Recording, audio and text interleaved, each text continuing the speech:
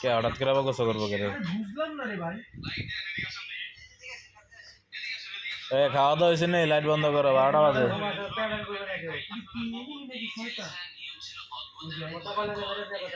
Light জ্বালানো তাহলে ঘুমাইতো না।